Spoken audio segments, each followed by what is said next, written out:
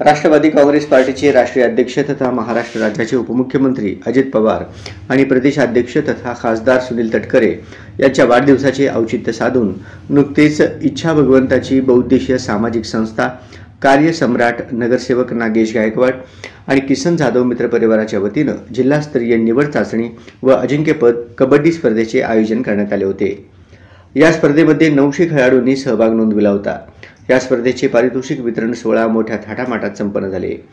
दरम्यान राष्ट्रवादी काँग्रेस पार्टीचे प्रदेश उपाध्यक्ष किसन जाधव यांनी राज्याचे उपमुख्यमंत्री अजित पवार यांची मुंबई येथील राष्ट्रवादी काँग्रेस पार्टी प्रदेश कार्यालय येथे त्यांची भेट घेऊन इच्छा भगवंताची परिवाराच्या वतीनं घेण्यात आलेल्या जिल्हास्तरीय अजिंक्यपद कबड्डी स्पर्धेची ट्रॉफी भेट दिली।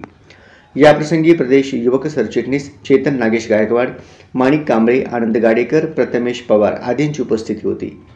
इच्छा भगवंताची बहुउद्देशीय सामाजिक संस्था आणि किसन जाधव यांचे सामाजिक क्षेत्राबरोबरच राजकीय कारकीर्द कौतुकास्पद असून जिल्हास्तर, राज्यस्तरीय आणि आंतरराष्ट्रीय स्तरावरील खेळाडू तयार व्हावेत या उद्देशाने आपल्या वाढदिवसानिमित्त कबड्डी स्पर्धेचे आयोजन करण्यात आले। त्यानिमित्त उपमुख्यमंत्री अजित पवार यांनी किसन जाधव यांचे कौतुक करत त्यांच्या कार्याचे गौरव केले। दरम्यान नुकतेच महायुती सरकारच्या मंत्रिमंडळात राष्ट्रवादी काँग्रेस पार्टीचे ज्येष्ठ नेते छगन भुजबळ याची मंत्रिमंडळात वर्णी लागली।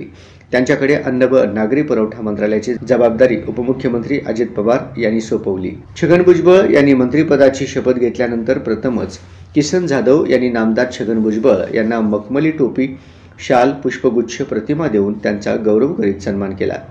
आगामी स्थानिक स्वराज्य संस्था निवडणुकीमध्ये राष्ट्रवादी पक्षाला यश मिळवण्यासाठी सर्वांनी कामाला लागावे अशा सूचना देखील यावेळी छगन भुजबळ यांनी केली।